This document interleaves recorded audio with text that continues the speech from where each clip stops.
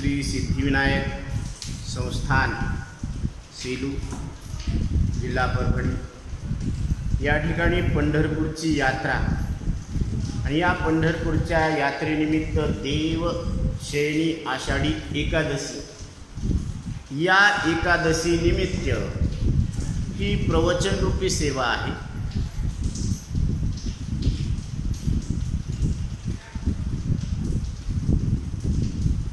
या ठिकाणी माऊली सांगतात, हे समस्त ही श्री वासुदेव ऐसा प्रतीती रसाचा ओतला भाव भक्ता माझी राव ज्ञानिया तुची।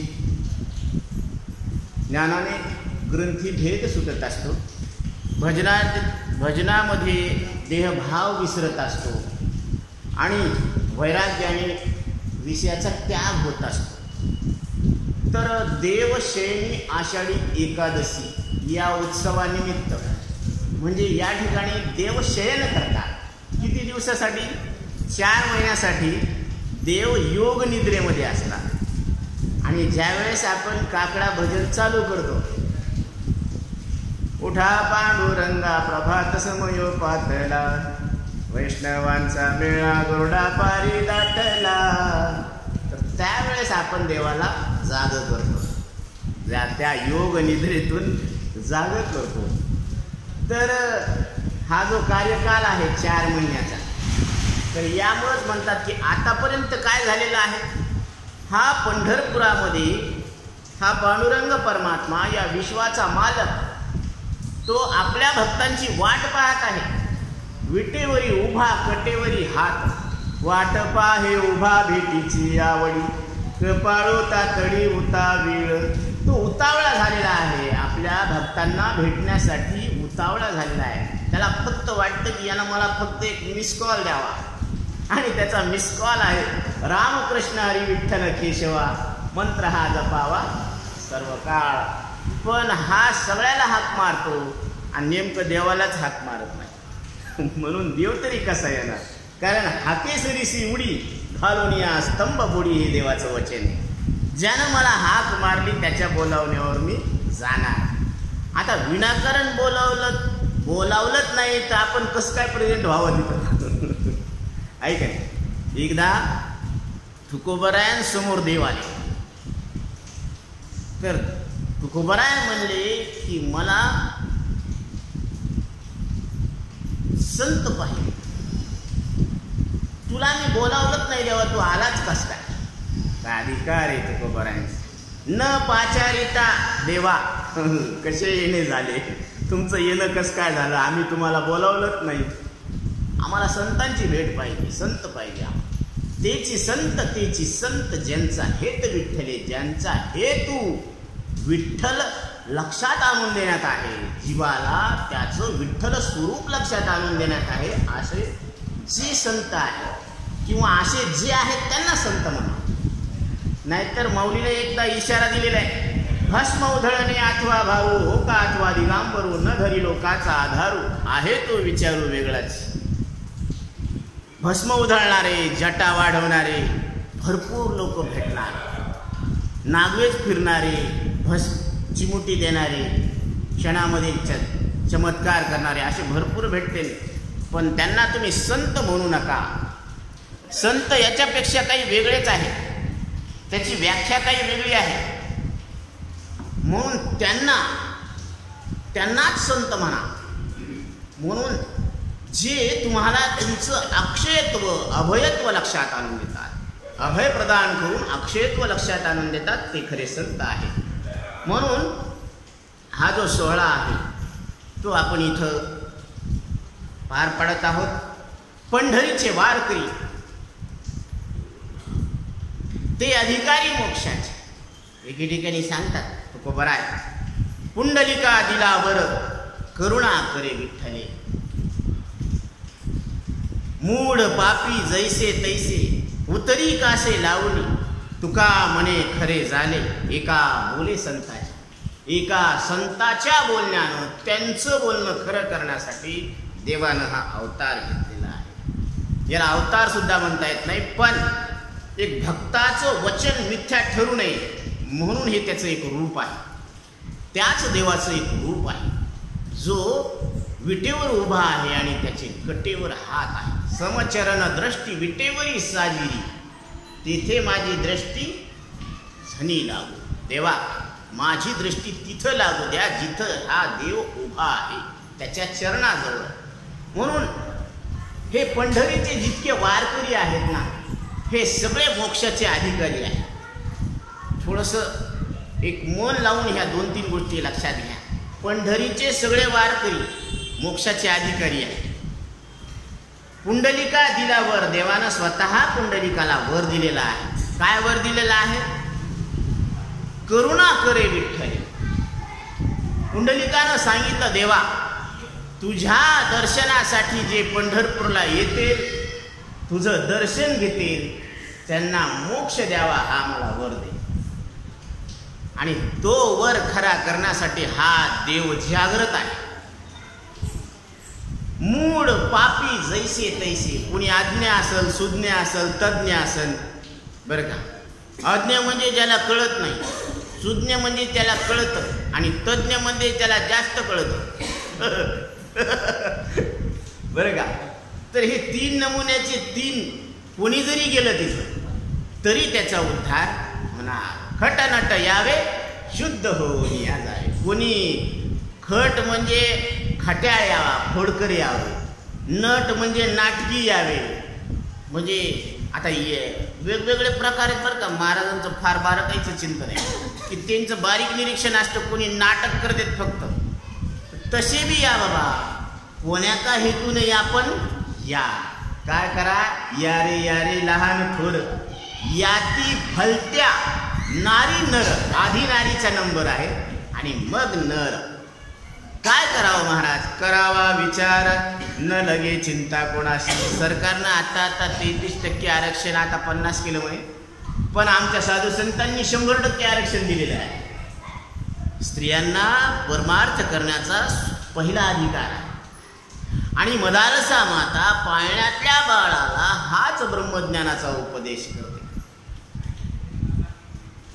हा देह नाशिवंत मळमूत्राचा बांधा, वरी चर्म घातले रे क्रमी कीटकाचा सांधा. रवरव दुर्गंधी रे अमंगळ तिचा बांधा. स्मरे त्या हरिहरा शरण जाई गोविंदा. परी मदालसा सोहम जो रे बाळा. बाई, ती आई त्या रडणाऱ्या बाळाचं रडणं थांबण्यासाठी धोका देत देत त्याला ब्रह्मज्ञानाचा बोट पाजायला लागली. बाळा, तुझा देह हा हाडामासाचा गठ्ठा आहे. सूक्ष्म देह हा वासनामय आहे, कारण देह हा अज्ञान स्वरूप आहे. आणि या 3 देहाहून वेगळा तो ज्ञान स्वरूप आहे. आत्मा ज्ञान स्वरूप चोखडे, तयासी बंधन किवी गडे. आत्मा कसा आहे? ज्ञान स्वरूप आहे, चोखडे, चिल्लर नाही, खनखन आहे. वैष्णवांचा माल खरा, तुरतुरा वस्तुसी असा रोकडा आहे. आणि देह अचेतनमडी, तयासी बंधन किवी घडे. पाहता दोघांचं साम्य सांगतात नाथ महाराज. शरीर कसे? कोणाचंही शरीर अचेतन आहे, मड आहे, बरोबर आहे. मग महाराजाचं असलं तरी बराबर हिशोबाने द्या बरं का उत्तर, नाही तर तुम्हाला काही शाप गिप लागेल. महाराजाचं शरीर कसं आहे बरं? मडच आहे ना. मड म्हणत नाही ती गोष्ट वेगळी. जोपर्यंत श्वास चालू आहे तोपर्यंत त्याला मड डिक्लेअर करता येत नाही. आणि श्वास निघून गेला की कोणाचंही शरीर कधीही कुठंही केव्हाही काय आहे? प्रेत आहे. झाला प्रेत रूप शरीराचा भाव, लक्ष्यला ठाव स्मशानीचा. म्हणून नाथ महाराज सांगतात, शरीराचे तनमडे तयासी बंधन किवी घडे. आत्मा ज्ञान स्वरूप चोखडे, तयासी बंधन किवी घडे. म्हणजे इकडं बंधन नाही, आत्म्याला बी नाही आणि केवळ देहाला बी नाही. पण अज्ञानानं ज्यानं देहाला मी समजणं त्याला बंधन आहे. मग आपण आत्ता इथं प्रत्येकाला काय समजलेलं आहे? स्वतःला हा 3.5 हाताचा देह समजला आहे. आणि हा देह समजल्यामुळं इथं आपल्याला बंधन आलं. आणि ते बंधन तोडण्यासाठी समर्थ देव जर कोणता असेल तर वारकरी संप्रदायामध्ये समर्थ देव फक्त विठ्ठल परमात्मा, पांडुरंग परमात्मा. पहा तुम्ही, अजून आपण ज्या देवाची उपासना करतो त्या विठ्ठलाच्या हातामध्ये कुठलंही शस्त्र नाही, तो कोणाचा अवतार नाही, तो त्याचा जन्म नाही म्हणून त्याचा जन्मस्थळ सुद्धा नाही, आणि पूजेचे बंधन सुद्धा नाही. तुम्ही अशी पूजा करा तशी पूजा करा असं काही बंधन आहे का? नाही आहे बंधन. बरं, त्याला सगळे जण माऊली माऊली माऊली म्हणून संबोधन करतो. आता कोणत्या देवाला आपण माऊली म्हणून संबोधन करतो का? पहा तुम्ही. अजून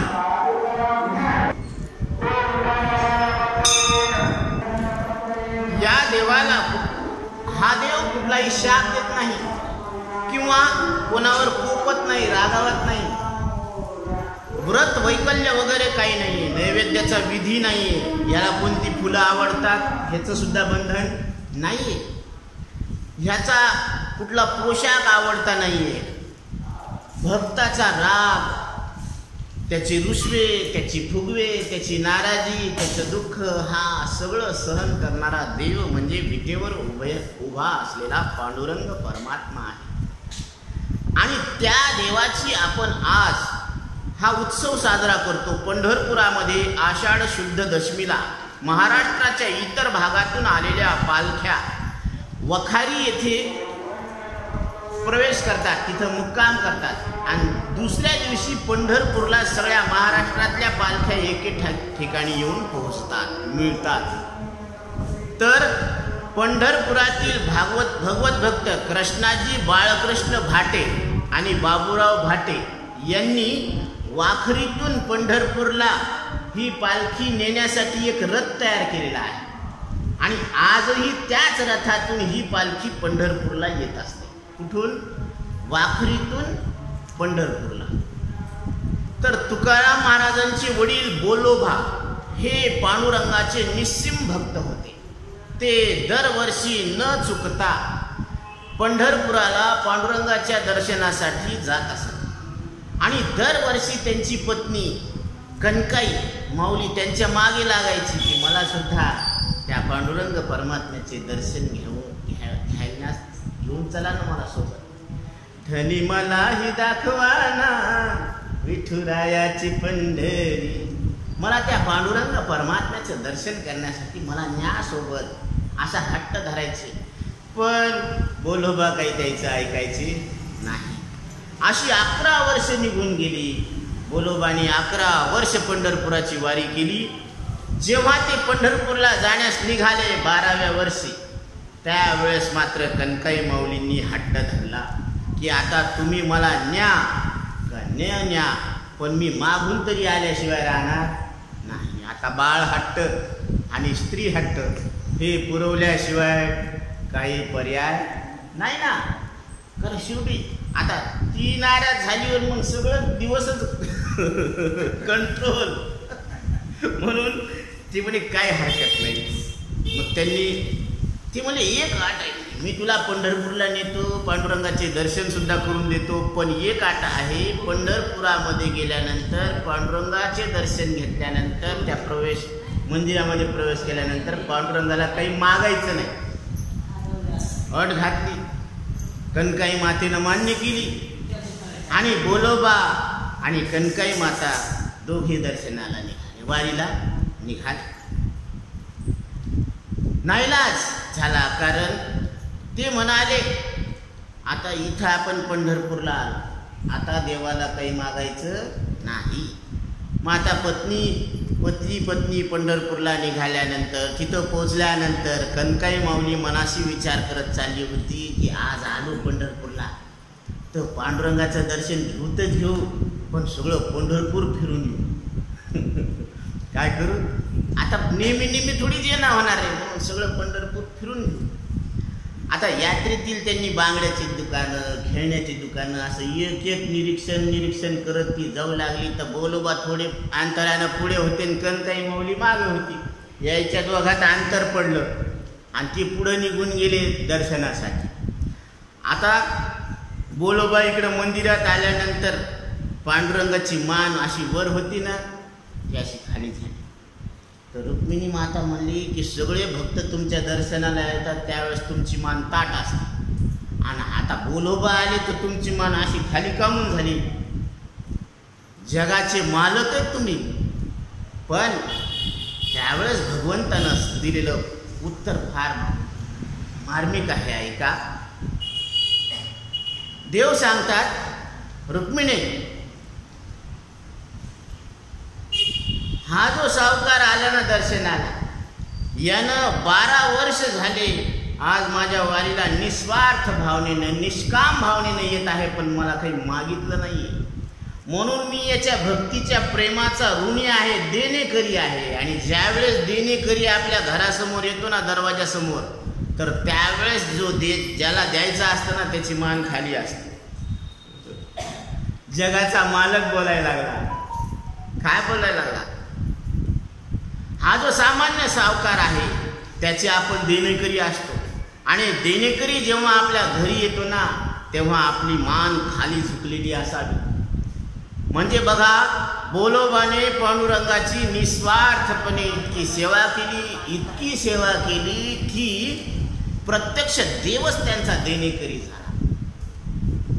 बोलोबाने फक्त भक्तीचे डिपॉझिट करीत राहिला.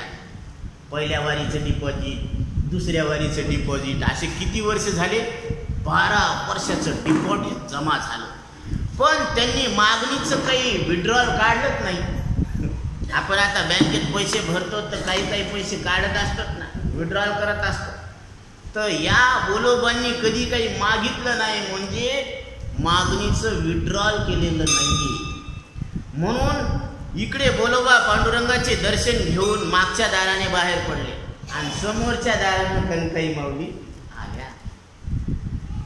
आणि देवळात आल्या त्यांनी पांडुरंगासमोर असे हात जोडले आणि भगवंताकडं एकटक पाहत राहायला लागल्या. त्या क्षणाचा, त्या संधीचा फायदा उचलला देवानं आणि सांगितलं तुम्हाला काय पाहिजे. आता देवानं विचारलं, ह्या जगाच्या मालकानं विचारलंय तुम्हाला काय पाहिजे. तर आता काय उत्तर द्यावं? कारण पतीची आज्ञा, देवाला काही मागायचं नाही, आज्ञा मोडता येत नाही. आणि स्वतः जगाचा मालक असे नट्टू खट्टू असे कोणी नाही विचारत.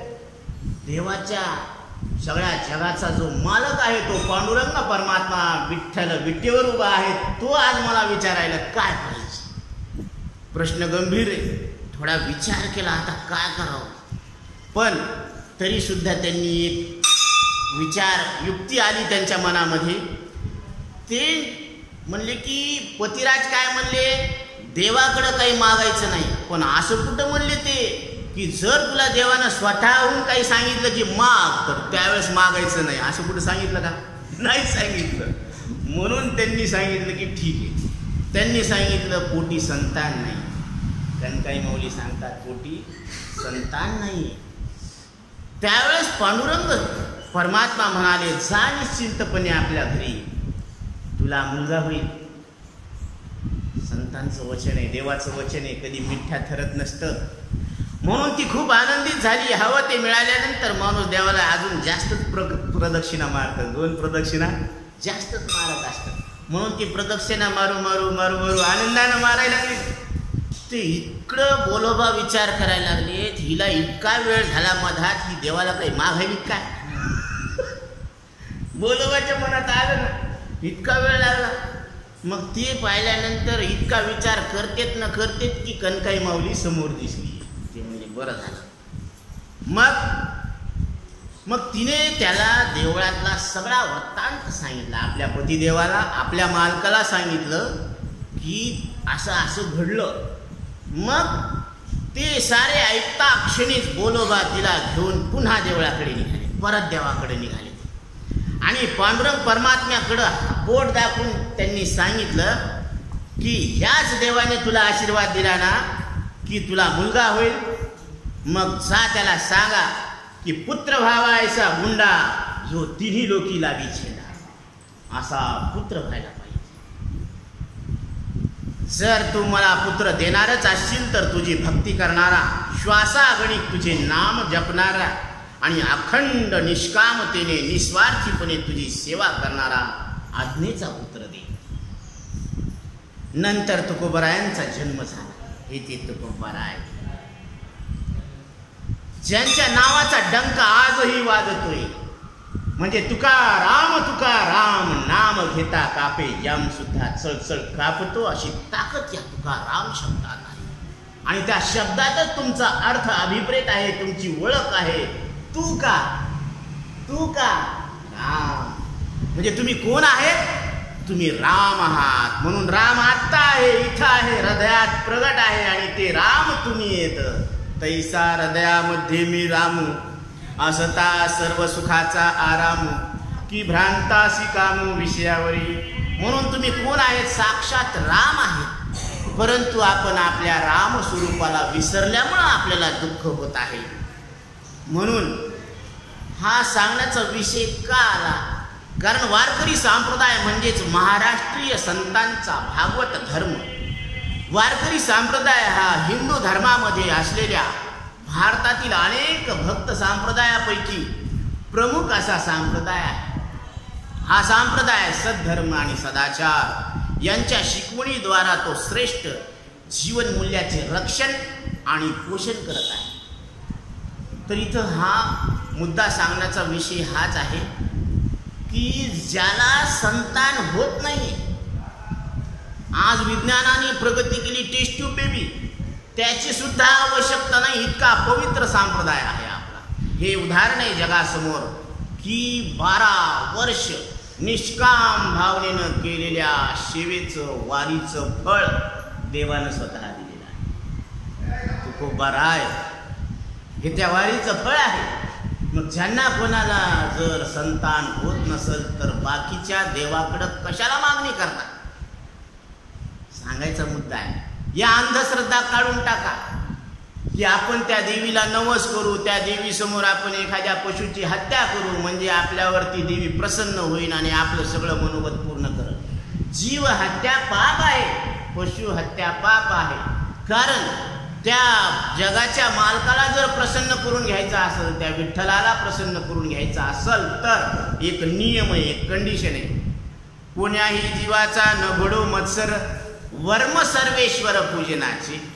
कोण्याही जीवाचा मत्सर आपल्याकडून होऊ नये, त्याला दुःख होऊ नये, त्याला इजा होऊ नये, आपल्या वाणीनं, आपल्या कर्मानं आणि आपल्या शरीरानं. मग त्याची जर हत्या करू लागलो आपण तर पाप नाही?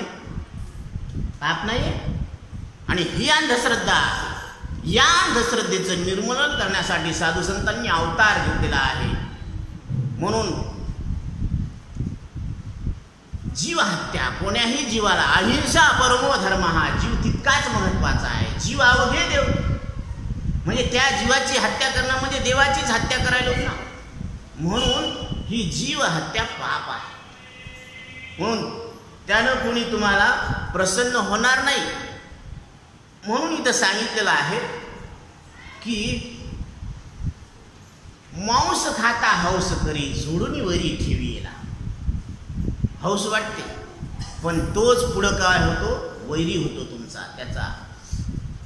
ही वैरत्व आहे. म्हणून हे वैरत्व तोडा आणि सगळ्यांशी प्रेमानं वागा. ही साधू संतांनी आपल्याला शिकवण दिलेली आहे. वर्षातून आषाढी, कार्तिकी, माघी अथवा चैत्री यापैकी एका शुद्ध एकादशीस गळ्यामध्ये तुळशीची माळ धारण करून नियमाने जो पंढरपूरला जातो तो पंढरपूरचा वारकरी म्हटला जातो. आणि त्याला त्याच्या उपासनेचा जो मार्ग आहे तो वारकरी पंथ आहे, तो वारकरी संप्रदाय आहे. वारी म्हणजे प्रवाशांची टोळी. वारी म्हणजे काय? प्रवास करतो. आता एकानं प्रवास केला आणि अनेक जण जर त्या दिशेनं प्रवास करू लागलो, त्यांची टोळी म्हणजे तो समूह, त्याला वारी म्हणतात. पंढरपूरला जाणारी प्रवाशांची टोळी म्हणजेच भगवंत भक्तांचा समूह म्हणजे वारी. आणि अशी वारी नियमाने करणारे ते वारकरी. व या भगवत भक्तांना म्हणजे वारकऱ्यांचा पंथ म्हणजे वारकरी पंथ किंवा संप्रदाय आहे. वारकरी संप्रदायाचे आराध्य दैवत असणाऱ्या पंढरीरायाला, पांडुरंगाला, विठ्ठलाला हे सगळे लोक भेटायला जातात. ती तिथं काय करत असतील बरं, की संत भार पंढरीत कीर्तनाचा गजर होत, तेथे असे देव उभा, कैसी समचरणाची शोभा. त्या पांडुरंग परमात्म्याला भेटायला जातात. म्हणून आल्यानो संसारा जारे पंढरपुरा, दिनाचा सोयरा पांडुरंग. दिनाचा सोयरा कोण आहे? पांडुरंग आहे. म्हणून आपण देवाला सोयरा करायला पाहिजे.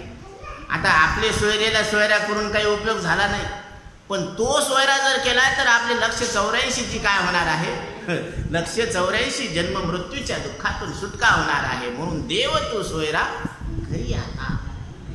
म्हणून इथं काय सांगतात की कोण्याही जीवाचा न घडो मत्सर, कोणालाही आपल्यापासून त्रास होऊ नये.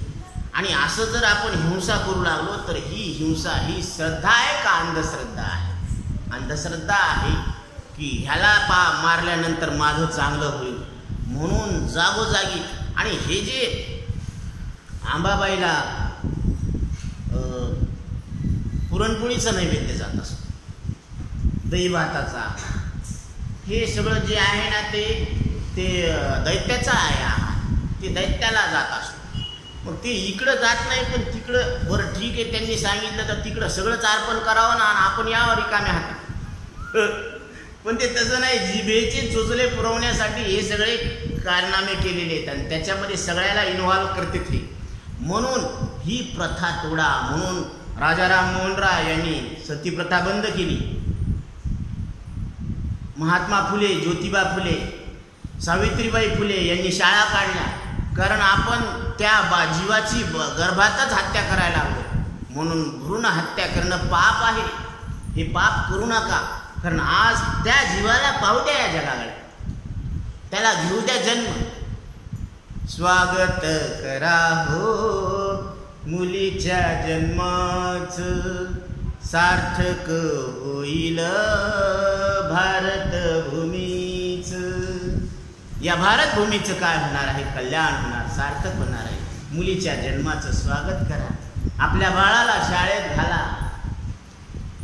लागते मी तुम्हा माग धरू नका माझा राग, एवढा विचार डोक्यात साठवा. आपल्या बाळाला शाळेत पाठवा. बाळाला शाळेमध्ये व्यावहारिक शिक्षण द्या आणि परमार्थामध्ये श्रीमद भगवद्गीतेचं शिक्षण द्या. कारण आपल्या प्रत्येक बाळाला श्रीमद भगवद्गीतेचा एक श्लोक पाठ असणं आवश्यक आहे. एक तरी श्लोक पाठ असणं. तशी तर सगळीच भगवद्गीता पाठ व्हायला पाहिजे, पण जरा हळूहळू चला. एक तरी श्लोक सुरुवातीला पाठ पाहिजे. म्हणून श्रीमद भगवद्गीता 15वा अध्याय हे पाठांतर पाहिजे लेकरांना. आणि त्यासाठी इथं सांगितलेलं आहे की त्यांना व्यावहारिक शिक्षण द्या. शिक्षण हे स्त्रीचं स्वातंत्र्य आहे, तिची मूलभूत गरज आहे, हक्क आहे. रोटी, कपडा और मकान ह्या ज्या मूलभूत गरजा आहेत, तसं त्याचं शिक्षण हे सुद्धा स्वातंत्र्य. त्याला त्याच्यापासून वंचित करू नका, तिचा विकास होऊ द्या. म्हणून शिक्षण, अंधश्रद्धा, व्यसन, हे प्रत्येकाला जे व्यसन लागलेलं आहे ना, तर ते व्यसनमुक्त व्हायला पाहिजे. देहाचं व्यसन तर पहिलंच आहे. त्यानं एवढी मोठा घात झालेला आहे. 184 दुःख त्याला भोगावं लागेल. परत सुद्धा आहारात सुद्धा चुकीचा आहार. हे व्यसन काय करायला पाहिजे? तोडायला पाहिजे. कारण या व्यसनामुळे अनेक संसार असे उद्ध्वस्त झालेले. काय फायदा नाही. दिवसभर कमवायचं आणि त्या व्यसनामध्ये घालायचं. मद्यपान, याच्यामध्ये कलियुगाचं वास्तव्य. जुगार, मद्यालय, वेश्यालय, जुगार, सुवर्ण, हे कलीनं मागून घेतलेले आहेत हे स्थळ.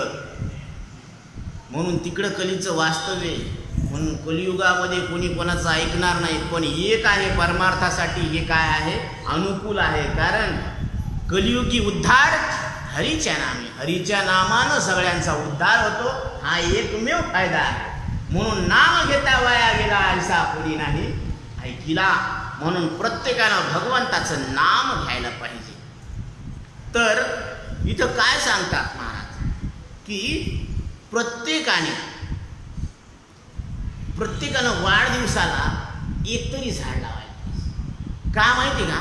कारण ह्या वातावरणामध्ये एवढं प्रदूषण झालेलं आहे, एवढं विषारी वायू आहेत की आपल्याला पुढं चालून ऑक्सिजन विकत घ्यावा लागेल. आता ती गॅसची टाकी आहे ना, उद्या चालून प्रत्येकाच्या खांद्यावर पाठीवर असं गॅसचं नाही का सिलेंडर देतं ऑक्सिजनचं, आणि जा म्हणून घेऊन तुला जिथं ऑक्सिजन पाहिजे ना, ही नळी लावलेली आहे, जोरच चालली तर इतकी भयानक परिस्थिती सुद्धा येऊ शकते. म्हणून प्रत्येकाच्या वाढदिवसाला आवासावा खर्च करण्यापेक्षा प्रत्येकानं एक झाड लावायला पाहिजे. कोणतं लावायला पाहिजे? पिंपळाचं, बरं का, नारळाचं, हां, लिंबाचं, जे ऑक्सिजन आपल्याला देतात असे वृक्षारोपण करायला पाहिजे. आता एवढाच मोठा आवासावा खर्च करण्यापेक्षा एक 5-10 रुपयाचं ते येते ते रोप वाटिका म्हणून, आणि सगळ्याला प्रेरणा द्यायची. कारण ही प्रेरणा येणारी पिढी जर घेईल तर ती सुद्धा, आता आपण आचरण केलं तर ती आदर्श पिढी तयार होईल, तरुण पिढी. नाही तर काय म्हणून आदर्श घेणार नाही. म्हणून ह्या सगळ्या गोष्टी आपण विचारपूर्वक करायला पाहिजे. आणि मनुष्य बुद्धीला सर्वात मोठं लागलेलं ग्रहण म्हणजे अंधश्रद्धा आणि गैरसमज. म्हणून इकडून जर सांगायचं तर देहाला मी समजणं श्रद्धा आहे का अंधश्रद्धा आहे? हे हाडा मासाच्या देहाला मी समजणं श्रद्धा आहे का अंधश्रद्धा आहे? उघड आहे ना हाडं मास, आणि त्याला ज्ञान काय समजायला लागलं? मी समजायला. ही अंधश्रद्धा आहे, ही निर्मूलन व्हायला पाहिजे मुळात सगट. म्हणून उतरंडी असते ना, ते खालच्या गाडग्यावर वार केल्यावर वरचे मारायची गरज काय, ऑटोमॅटिक फुटते. तसं अहंकार गेला, तुका म्हणे देव झाला. अहंकार जात असतो आणि तो वारी केल्यामुळं जात असतो. म्हणून वार करी म्हणजे तो मरणावर वार कर. कशावर वार करायचा? मरणावर वार करायचा. म्हणून तुम्ही प्रत्येक वेळेस असं विचार करा की जर आपणच अशा पद्धतीनं जर वर्तन करू लागलो तर आपले संस्कार लेकरांनाच होणार आहे. म्हणून याची दक्षता आपण घ्यायला पाहिजे की आपण हरिपाठ जर वाचत असतो तर हरिपाठात सांगितलेलं आहे की नित्य नेम नामी ते प्राणी दुर्लभ लक्ष्मी वल्लभ. त्या म्हणजे लक्ष्मी सहित नारायण तिथं उभा आहे. मग आपण लक्ष्मीच्याच मागवायला लागलो. नारायण कोणाला पाहिजे का? नारायण कोणाला नको. पैसा मारो आत्माराम, औरत मारो गुरु, बाल बच्चे साधू संत सेवा किसकी करू महाराज. हे लहान लहान लेकरं आहेत ना, हेच आमचे साधू संत आहेत. मग कोणाची सेवा करायची? म्हणून ते म्हणजे पैसा म्हणजे काय आहे? आत्माराम. मग पैसा असावा गरजेपुरता.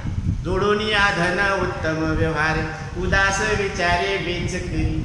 जो पैसा असावा गरजेपुरता असावा. गरज भागली पैशाचं काम संपलं. पण पैशानं एक श्वास विकत घेता येत नाही.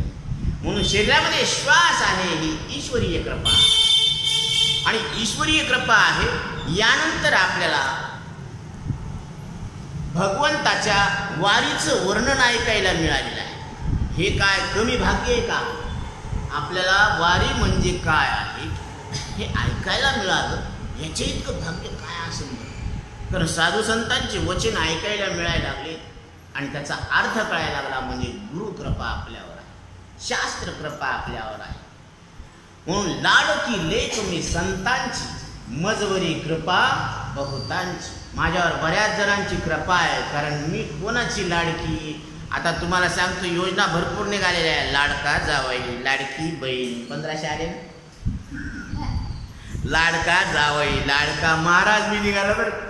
हे सगळे आले आणि जाणार. पण मी लाडकी लेक संतांची आहे म्हटल्यावर हे कुणी जाणार नाही. हा तुमचा अधिकार आहे, हे कुणी हिसकावून घेणार नाही. कारण आपण संतांचे आहोत आणि संतांनी आपला स्वीकार केला म्हटल्यानंतर आता काय राहिलं? दुःखत नाही ना. कारण संतांनी स्वीकार केला, त्यांनी मला आपलं म्हणलं म्हणजे आपल्या जीवनाचं कल्याण झालेलं आहे. कारण मी देवाचा, देव माझा, हीच माझी सत्यवाच. असं त्यांनी स्वीकार केला म्हणजे आपल्या ठिकाणी असलेलं अज्ञान निघून जात असतं. जसं तुम्ही म्हणते हे कसं होईल? शक्य आहे का? शक्य आहे. ह्या निसर्गाचा एक चमत्कार म्हणा, आपण तिकडं पाहत नाही. कासवीन इथं असते आणि कासविनीचं पिलो लांब असतं, त्याला भूक लागलेली असते. त्याला भूक लागलेली असते ही कासविनीला कळतं आणि तिनं फक्त दृष्टी टाकली त्या पिलावर की त्याचं आपोआप पोट भरतं. कसं भरतं माहीत नाही, पण भरतं हे 100% निश्चित आहे. तसं आपण सद्गुरू लांब आहेत, पण त्यांचं आपण इकडं स्मरण केलं की आपल्या अंतःकरणातला अज्ञान निघून जात असतं.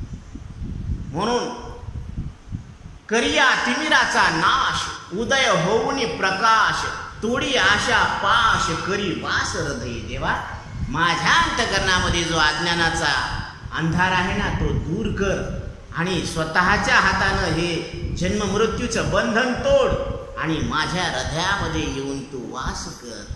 कारण मी तुझा अंश आहे, हे तुझं वाक्य आहे. मम अंशो जीवलोके जीवभूता सनातना मनःष्टानी इंद्रियाणी प्रकृती स्थानी कर्षती.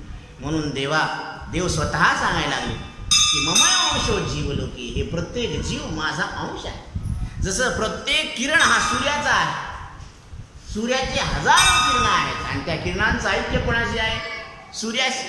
तसं जीव देवाचा किरण आहे, मग त्याचं ऐक्य कोणाशी राहणार? देवाशी. जीव अवघे देव खोटा नागवी संदेह. हा मॅसेज, हा निरोप आपल्याला साधू संत या वारीच्या माध्यमातून देतात. म्हणून प्रत्येकानं मनुष्य देहात आल्यानंतर त्यानं एकदा तरी ही वारी करावी. वारी वारी जन्म मरणाते वारी. संकट काय? हा आता संकट निवारी. मी देवा, हे जगदंबा माता, मी तुला शरण आलेलो आहे. मला ही जन्म मृत्यूच्या दुःखातून तू काय कर, पार पाड मला. म्हणून ही विनंती आहे, हे माझं संकट दूर करा. कारण हे संकट दूर कोणीतरी करायला पाहिजे ना, कोण करेल ना? म्हणून समर्थ तो आहे. म्हणून या नामस्मरणानं काय होत असतं तर आपली स्मरणशक्ती वाढत असते, इच्छाशक्ती वाढत असते, आत्मविश्वास वाढत असतो आणि सकारात्मक ऊर्जा म्हणजे त्याच्यामध्ये दुःख सहन करण्याची क्षमता येत असते. त्याच्यानंतर रोग प्रतिकारक शक्ती वाढत असते. हे नामस्मरणाचे इन्स्टंट फायदे आहेत बरं का. त्यानंतर अंतःकरण शुद्ध होत असते. अंतःकरण शुद्ध झाल्यानंतर त्याला देवरूपता येत असते आणि त्याच्या ठिकाणी असलेले कर्म पाश तुटत असतात. म्हणून इथं 1-2 मिनिटाचं मुद्दे राहिलेले आहेत की जसं तो नामधारक आता कोणत्याही योनीमध्ये जन्म घेऊ, आता भलतेही योनी जन्म घेता, अनुतापे भजे जो भगवंता, नामे त्याची गाता वाढिता, दहन संचिता भक्ती योगी. त्याच्या संचित कर्माचं दहन हे फक्त त्याचं नामस्मरणानं जळून जात असतं. आता दुसरी गोष्ट, यावरी प्रारब्ध भोग येती अंगा. तो त्याचं जीवन जगत असताना त्याच्या अंतःकरणामध्ये जीवनामध्ये जे काही सुखदुःख अनुभवाला येतात तर ते भोगिता स्मरे जो पांडुरंगा. निस्तरे प्रारब्धे तो वेगा, पावे अंतरंगा श्रीहरिते. म्हणजे त्याच्या ठिकाणी जे प्रारब्ध आहे ना, त्या प्रारब्धाचा सुद्धा काय होतो? नाश होतो. एका जनार्दनी भोग प्रारब्धाचा हरिकृपे त्याचा नाश झाला. आणि तिसरी गोष्ट, जे जे नित्याने आचरत ते ब्रह्मार्पण जे करीत, अहंकृती न धरी फलकाम रहित, क्रियमान जाळीत निष्कामता. म्हणजे हे कर्म मी केलं अशी तो काय करत नाही, अहंकार धरत नाही आणि केलेल्या कर्माचं फल अपेक्षित नाही त्याला. म्हणजे निष्काम बुद्धीनं तो कर्म करत राहतो आणि या निष्काम बुद्धीनं आणि फलाची अपेक्षा न ठेवता अहंकार रहित केलेलं कर्मच त्याचं काय करत असतं, क्रियमान जळून टाकतं. म्हणजे तिन्ही कर्म जळाले म्हणजे कर्माचे पाश तुटले. याची लागी निळा म्हणे कर्मपाश तुटती येणे, विठोबाच्या नामस्मरणे यातायाती चुकती. त्या पांडुरंग परमात्म्याचं विठ्ठलाचं नामस्मरण केल्यानंतर काय होत असतं तर जीवाच्या ठिकाणी असलेले कर्मपाश तुटतात. हे या वारीचं साक्षात फल आहे. म्हणून एकमेव देव जगाच्या पाठीवर असा उभा आहे. त्याच्या नामस्मरणानं जीवाच्या ठिकाणी असलेले कर्मपाश तुटत असतात. म्हणून त्यानं त्याचीच सेवा करायला पाहिजे. ज्या ज्या इच्छा पाहिजे, जे जे काही पाहिजे ते फक्त पांडुरंगाच्या चरणी विनवंती करा.